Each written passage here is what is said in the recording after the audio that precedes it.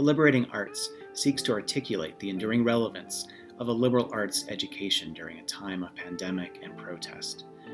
Through our online platform, we will host a series of conversations with writers, academics, institutional leaders, and public intellectuals about the nature of the liberal arts, their formational purpose, and their moral significance in a time of great cultural disruption.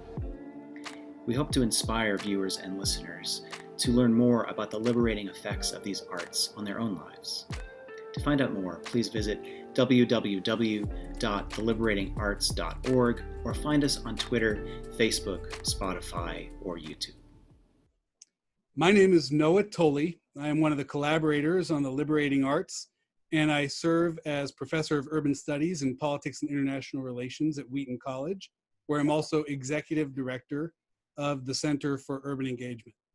And today we're honored to be joined by Dr. An-Hwei Lee, who is the Provost at Wheaton College. She's in her first year. She's a poet, translator, and novelist who has held a number of faculty positions and administrative appointments and has recently joined us at Wheaton, and we're very happy with that. Karen, thank you for being with us. Thank you for having me, Dr. Noah. Before we dive into some institutional questions, I'd love to start by asking, what is your definition of liberal arts? As you know, everybody has their own way of defining this. Some emphasize that liberal arts are a bounded set of subjects, that only certain subjects belong or disciplines belong. Others say that breadth is the chief characteristic of liberal arts education. And still others emphasize the practice of making and drawing connections. And then there are those who say liberal arts is about liberation. And some would just say liberal arts is basically defined by what it's not, that it's not vocational, it's not professional. Those aren't mutually exclusive, of course, but they do represent different angles on the question. What's your angle on liberal arts? Sure, that's a very interesting question, Dr. Toly. And I'd probably say yes to all of those things, or at least part of those things. What's curious about these conversations about liberal education or the liberal arts in the 21st century is that there's a dichotomous type of approach that people take. We're not this, but it's that, or if we take away that, then it's not this, or do this, or, you know, and sometimes prescriptive also.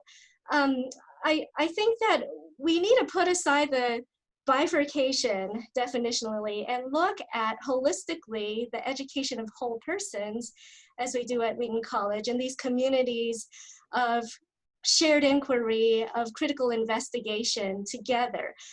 So for me, the liberal arts is really about a vision, a purpose, a holistic approach to a well-rounded education that, yes, is broad and integrative, but also foundation, and also has, as we say at Wheaton, Christ at its core. Mm-hmm. Now, obviously, you mentioned Wheaton a few times in that comment, and Wheaton's an institution that embodies the liberal arts in a particular way, and various institutions embody liberal arts in particular ways. They obviously have an important role in shaping, carrying on, and ensuring the vitality of the practices of liberal arts education. They're the way that liberal arts endures from one moment to the next, one generation to the next. What are the characteristics of an institutional home that you think are important for shaping a healthy home for the liberal arts? Sure. So, I've been thinking about this phrase that I picked up someplace, you know, in the changing ecology of higher education, these learning ecosystems. So what are some vitality indicators for a healthy learning ecosystem that has a liberal arts type of purpose, vision, mission to it, like Wheaton College, educating whole persons for Christ and his kingdom here? So a couple things I thought of. Well, usually we would identify strong liberal arts programming by the types of programs that are present at an institution, and are they well funded? Is there scholarly and creative productivity and collaboration across the disciplines? So here at Wheaton, we have the interdisciplinary studies program, for instance, that, you know, students can design their own lines of inquiry and research projects, and even their own major in a sense through IDS. But then I also thought about the fact that you can't just identify strong liberal arts programming by looking at what the majors are. So here's an example is in some nations, you have really good universities that have a lot of so-called liberal arts type of programming across the spectrum, including the sciences. And they're not necessarily poised to educate free minds in a free society because of the government structure of the society limitations. So let's say there's no free press in a particular nation, and I won't give any examples, but there are a number of nations that don't have free presses. So the history books are propaganda. So we can't say, oh, okay, this is a liberal arts college because they have a history major. If all the history textbooks are propaganda, historiography is actually written by, government propagandists or something. Same thing for literature. If you can only read a certain type of literature that is prescribed or written by the government, that's not, what we would call liberal arts here at Wheaton College. So then I started thinking about whether or not it's primarily a Western type of notion and what liberal arts might look like in different cultures. Liberal arts in Asian nations, or in the nation of Kenya, liberal arts in the nation of Brazil or Argentina. We get away from sort of European systems or learning ecosystems. What would that look like in developing free minds and a free society so that we have individuals who can make good judgments, who know the history of ideas and can smell propaganda from, a mile away or something. So to answer your question, which is a really interesting one, I think the type of curriculum is geared towards the development of whole minds, of whole hearts and whole persons to prepare students to engage societies as productive and civically responsible participants. Great, thank you. That's a great answer. And I want to revisit some of your comments about interdisciplinary studies toward the end. I was an interdisciplinary studies major myself, and a Spanish major, double majored in the two. And I actually have a lot to say about how those things prepare us for doing a wide variety of activities, taking on a wide variety of responsibilities. But before we get to those things, I wonder if you can speak to how the Christian faith relates to liberal arts education. Why Christian liberal arts? And I want to get at one particular question here that has to do with the matter of the individual and the institution. Are Christian liberal arts institutions just an aggregate of individuals who go about their work in a certain way? Or is there some way in which the institution itself should embody certain Christian beliefs, practices, or even should imitate Christ? Yeah, that's a wonderful question. So Christian liberal arts institution is a place where we can really live out Matthew 22. Loving God with all our hearts, our minds, our souls, with all our being, and loving our neighbors as ourselves too. So love God, love your neighbors, and then service as a part of that faith also. So translate the being, the ontology of being and who we are, to phenomenology of experience and how we experience and thinking about experience and immersive learning in our ecosystem, to actual, pragmatism. So doing things, theory into praxis.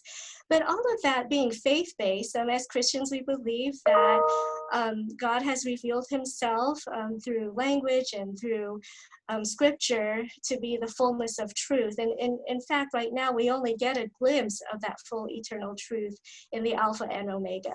So a Christian liberal arts education would give us a bigger insight into what fullness of truth and pursuit of knowledge would be in educating whole persons. Now, I have a question about whether an institution should be all liberal arts all the time in order to claim the advantages of liberal arts education.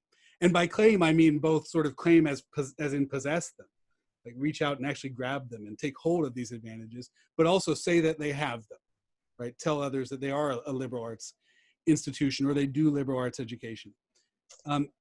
You answered this a minute ago with reference to schools or institutions that might embody this differently in other parts of the world or pursue this project differently.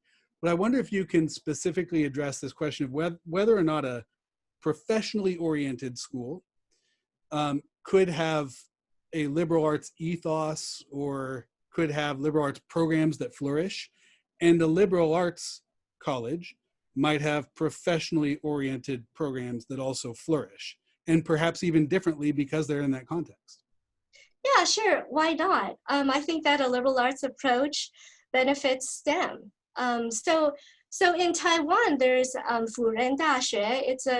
It's a university in a Judeo-Christian tradition. I think they're Catholic. Anyway, they're faith-based, and they have a medical school. But I think they actually have a very liberal arts approach to medicine and to their vocational programs there, as well as their typical humanities programs that you would associate with liberal arts. But once again, I don't necessarily think that having certain sets of majors means you're liberal arts. It goes beyond that. So here's an example: is a Taiwanese filmmaker, producer, director, documentary artist. So I think his name is Meiso Chen. He produced a documentary called The Silent Teacher, and it follows the life of a man whose wife is now deceased from cancer, and they had both, before her death, signed some documents to donate their bodies, future cadavers, if you will, to medical science, to Furen Daxue, to Furen University, in fact. And in fact, the documentary shows the faith integrated element and also liberal arts approach that the medical school faculty have in teaching medicine. So there's a holistic approach to looking at the entire arc of each person's life who donated his or her body to medical science. There's a storytelling about his wife, who now deceased, and her body has been donated to medical science at the university for dissection, but very honorific, honoring of her story, honoring of his grieving, and treating life as sacred. And I think that holistic approach is very meaningful. It also reminds us that we as humans, we're more than just things. I think a danger of not having liberal arts education in a society is that it can easily gravitate towards dehumanization. It's easy for governments to drift towards social Darwinism or utilitarianism or materialism, return on investment as a bottom line, and capitalism has a very dark side if you don't have ethos infused with it. But this particular documentary, and it's by Meiso Chen, called The Silent Teacher, shows that particular dimension where in the sciences, if you have a human honoring, humanitarian approach, humanities approach, if you will, to technical knowledge, that you really get a fuller picture and the meaningful purpose of being human, a phenomenology of human experience and the ontology of our being really comes to fruition, comes to life. And in particular, the scenes where the father is telling his story, and then the daughter tells her perspective, and then the medical students get to witness all of this. It really brings together the meaning of community and a learning ecosystem within community and a space for healing too. So I forget now what your original question was. But that was a great answer. But that was actually a great answer to the question, because it did affirm that a school that has professional programs, the one that you're talking about in Taiwan, can also make room for finding meaning or making meaning and significance in the way that the liberal arts teach us to do. And I actually have a follow-up question on that point. I often say that our institutions should teach students to make a living, make a difference, and make meaning or find significance in their communities, their work, their world. And I think as liberal arts institutions, we tend to be very good at talking about making meaning or finding significance. And we tend to be good at doing that, the making of meaning, and also at talking about how we do it. We tend not to be quite as strong in talking about making a difference, and maybe even worse at talking about making a living. And I think that parents and prospective students come to us already wondering if we offer the kind of education that can teach them those things too. And so how would you respond to a prospective parent or student who said, yeah, I understand that you're great at teaching me how to make meaning and I want that, or how to find significance and I want that, but how are you going to teach me to make a difference or make a living? Yeah, absolutely. So there is value in learning for learning's sake in our lifelong journey. And that is a skill that can be applied in multiple contexts. You know, we have years of life to live, all sorts of problems to solve, all people from all walks of life we will encounter, and learning how to learn in these multiple contexts and be independent and collaborative learners and problem solvers is a very important part of a liberal arts education. And we know from the Harvard Business Review has presented research that shows that the top employers look for these top skills, and these sort of soft skills from the liberal arts context are among the top. So that's one thing I would definitely share. Another is that learning in the 21st century now has very permeable boundaries. And so we who are educators are continually aware of the fact that learning needs to have impact beyond the academy. The academy is no longer just a physical building, but it's also in flexible modalities and occurs in these online pods of learning. It's got different kinds of information that travels back and forth digitally. Students have digital fluency. We know them as digital natives. And so the permeable boundary of these learning ecosystems is no longer the sort of, fish in a fish tank in the old Victorian sort of lecture format, but it's more of a terrarium that has, these filters. Some light can come in. The terrarium can travel to different areas. I was born and raised on the East Coast, and when I moved to the West Coast for graduate studies, one thing that I found remarkable when I lived in the city, and I had never lived in a big city before, was that the greenery is right there, growing out the sidewalk. So the hibiscus plant that would be in a greenhouse in New England would be, right out of the rain gutter or something, and avocado trees in people's front yards, and lemon trees growing wildly all over the place outside orchards, outside greenhouses. So to me, that's what our 21st century learning ecosystem is like, is that we need to think beyond the physical symbol and the physical plant that the Victorian schoolhouse is, and there's a certain charm to that, certain order to that. We also know that it was a very restrictive type of one-way learning that wasn't very active learning, and students were encouraged to be more passive learners, and there were all sorts of dysfunctions with the Victorian education system I won't go into now. But in 21st century, there are different contexts where Wheaton can, where any institution can ensure that their students thrive as whole persons. So Wheaton in Chicago is a wonderful example of that, actually, and the different cohort initiatives that we have across programs that we continue to develop. And so that deeply immersive, direct engagement with lived experience, as well as the traditional formats of learning in which learning occurs too. So learning for learning's sake has its value, but we do need to articulate and translate the impact of that beyond the academy. Mm-hmm. Great.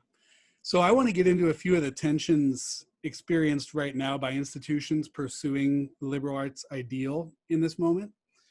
And I want to start us out between pandemic and protest. In fact, you won't be able to tell this from the website that this video recording appears on, but the Liberating Arts started with a grant proposal that was called Between Pandemic and Protest, exploring the future of the liberal arts in higher education.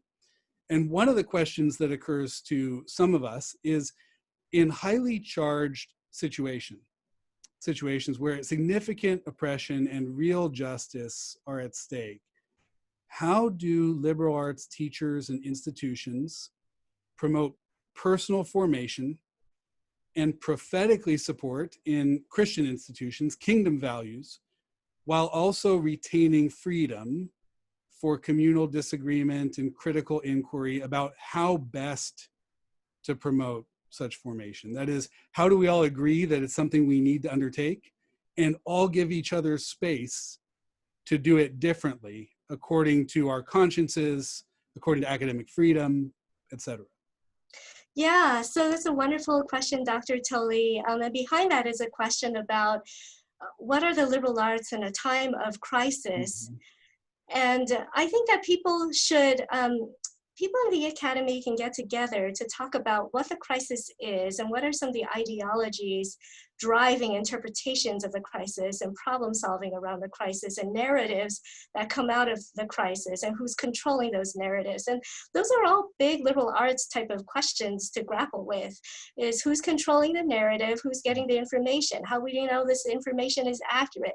And so when we're asking students to evaluate their secondary sources, that's a form of critical thinking approach that is core to a liberal arts methodology or type of philosophy.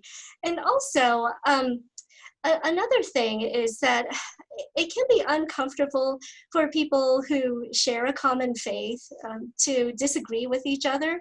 But I think that we're perfectly capable of disagreeing civilly. And beyond agreeing to disagree is that maybe there's some sort of constructive approach where we can support each other in the common pursuit of greater knowledge and greater truth, at least to see the other sides of the argument and understand the rationale for them, and provide a constructive critique if you're so behooved to do so. Yeah, I love that answer, Karen. If I might just follow up on it briefly, not with a question, but with a comment. One of my favorite essays by Nicholas Wolterstorff is about educating for justice, shaping how students are disposed to act. And he talks about shaping students who start with a prerequisite cognitive framework that is a Christian social ethic and the ability to discern sort of structural and systemic social issues. And then following that up with reasoning, modeling, empathy, and discipline. And so I can hear in what you're saying, not only the reasoning, but also the modeling as well, that we need to model how we interact with sources, how we interact with each other charitably on campus. So I think that's very helpful for us. Thank you.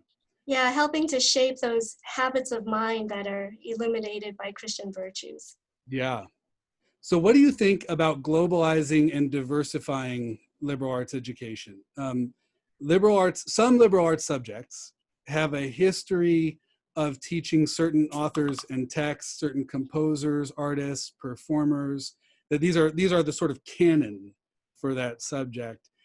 But liberal arts institutions also have various reasons to globalize or diversify their student bodies, their faculty and staff, their curriculum. Another way to put this, to what extent should teaching philosophy necessitate including Plato, and music necessitate including Bach, and so on?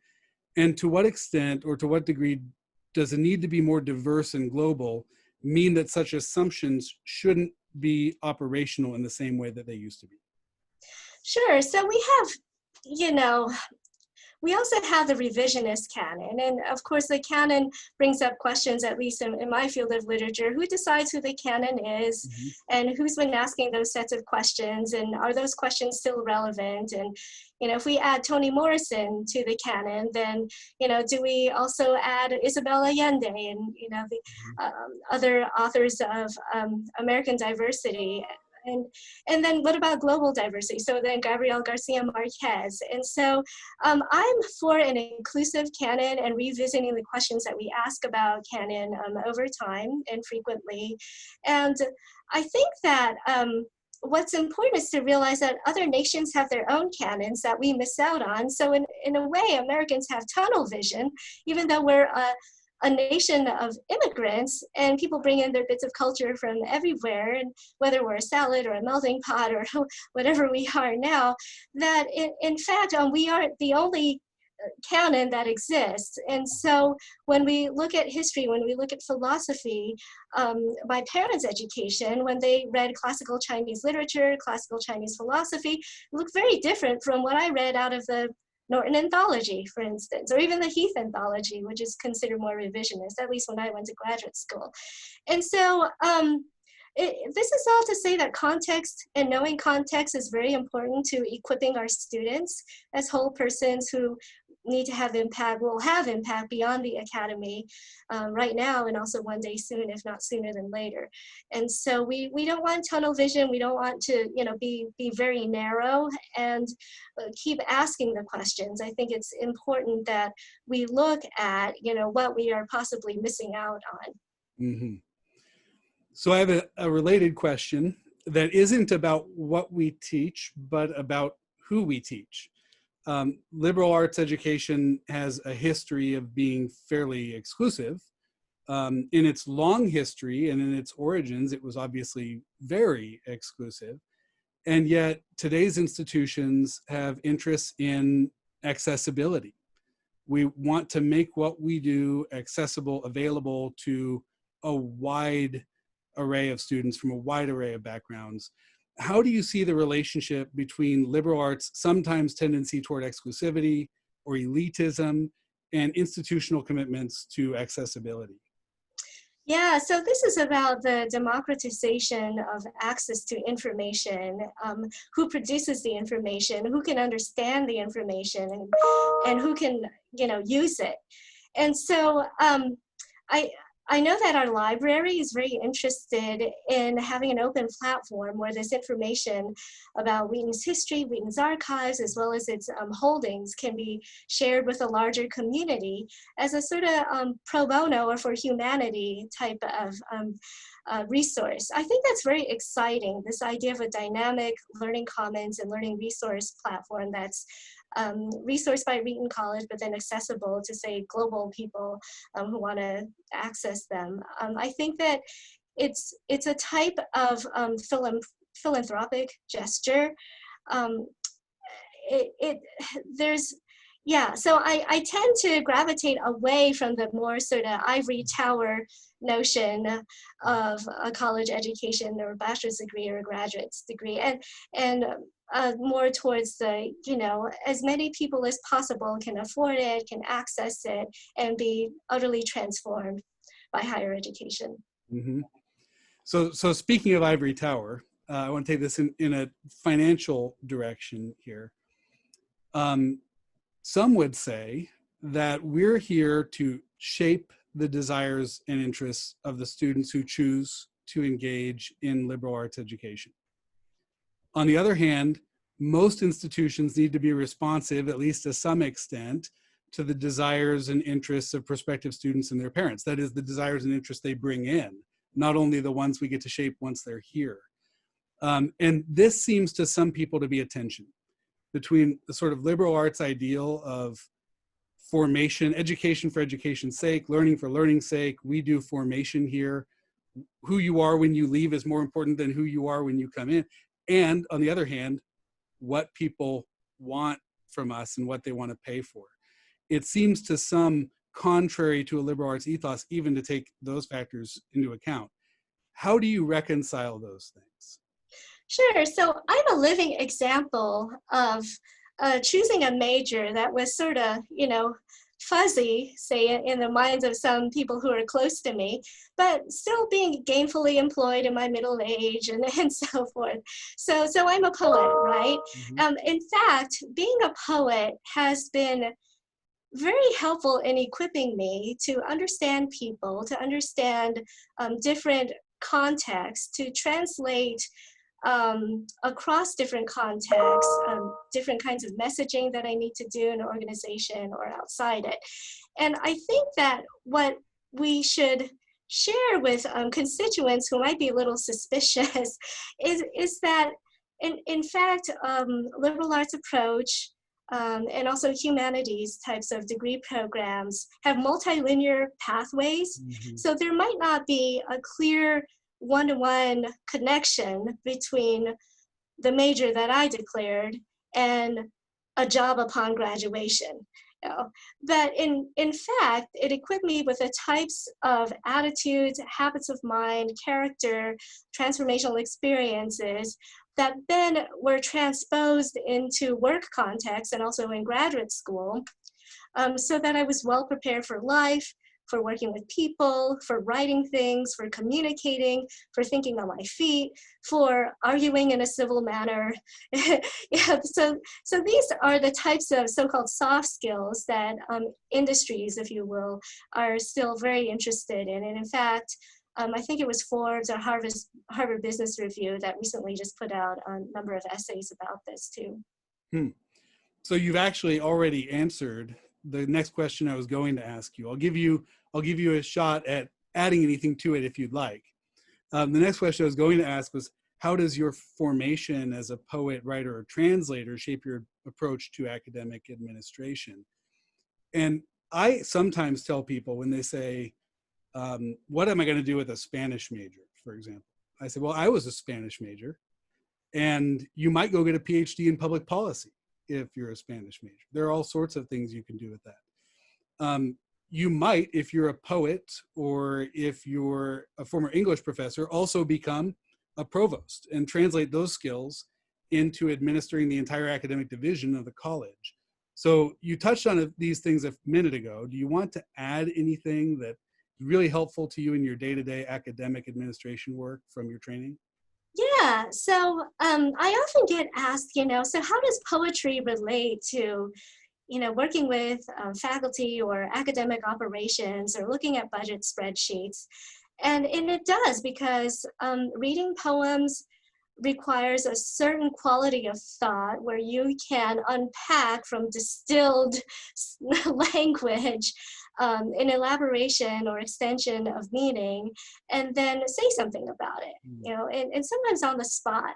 Workshop critique, so a lot of the humanities type of seminars have discussion or critiques or workshop critiques in them, and being able to write a critical paper around a central idea with a focus, and then define it, expand it, and then provide evidence for your thesis, that's actually extremely valuable when you're trying to make a case for something.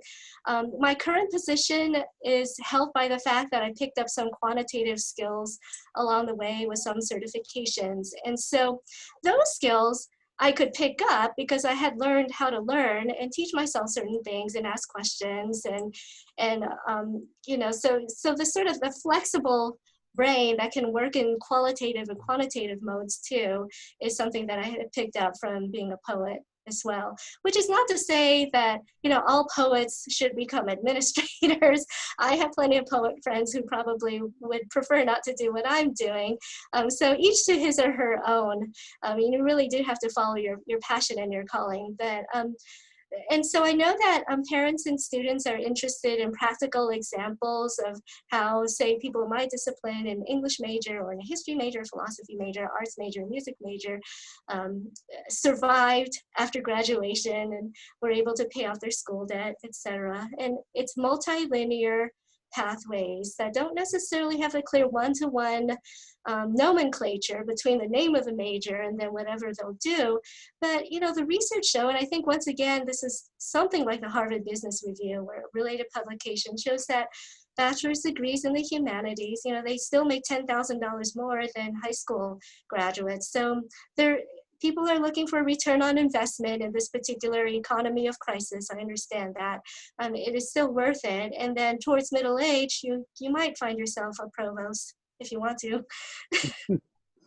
So I have a question about something we don't think about much in the US context. Liberal arts are much older than the United States tradition of liberal arts colleges. In fact, liberal arts are much older than colleges and universities, period. They predate anything that we would recognize as a college or university. So historically speaking, there have been other institutional homes for the kinds of formation envisioned and practiced in liberal arts education.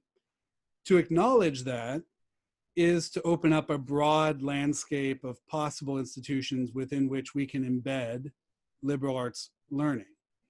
Aside from colleges and universities, where else might we think of making a home for liberal arts education?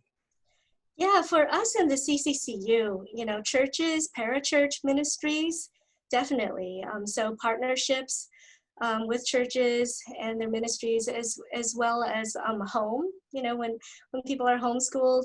But also, I've been wondering, is there a place for liberal arts education in the workforce?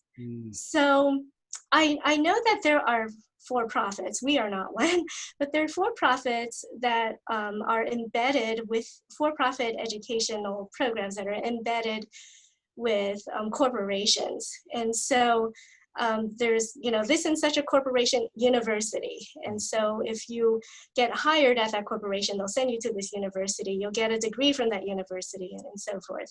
There are hospitals that are building their own medical schools and then paying the way for the medical students to come back to that particular hospital or healthcare network. And so I'm looking at all this, so what about the liberal arts? I mean, there must be a way for us to not piggyback, but embed ourselves, as you say, in these workforce situations. So this led me to think about the French philosopher Simone Weil, who, after her very powerful conversion experience, then went to work in some French factories, which was a really grueling experience that broke her. But she wrote that she believes that workers and laborers need poetry more than bread. So I was thinking about this. Simone Weil had a sort of liberal arts type of experience in the French Renault factory, probably not one that I would want to send our students to, given that she was working at a furnace and it was, the labor conditions were just terrible back then. That she learned something holistically, meaningfully, and, wrote a lot of essays about it, about labor and faith and her relationship to God. So what is the living bread of liberal arts education in a Christian college type of context that we could connect to labor, to workforce experiences, and not have the nonprofit sector of education just sort of consume these opportunities, but we can be there making a difference, sort of like a mission field of education or something, so that workers have poetry, and poetry is bread, and they have the living bread as well. Great answer. We need to explore that for this project, that's for sure, and perhaps at a lot of our institutions across the country. Final question for you. This project in its first phase is organized partly around generating more questions. Somebody asked me, well, if you have a grant for this, what's your key question and what are your methods for getting at it? And we did talk a little bit about that, but I said actually the first phase is about collecting additional questions. It's about not pretending that we know going in what all the questions ought to be. So we're asking a lot of our interlocutors this final question. What do you think are the biggest challenges and questions for liberal arts education right now? If you had to ask a few, what would they be? Yeah, so these are the typical questions I think we're all asking, is how to make it more accessible, affordable, and also retain academic quality and rigor. Well, thank you. We will certainly add that to our list, our library of questions that's growing now, and that will inform the next phases of the project. Dr. An-Hwei Lee, thank you for being with us this afternoon, and we look forward to future conversations. Thank you so much, Dr. Noah Tully.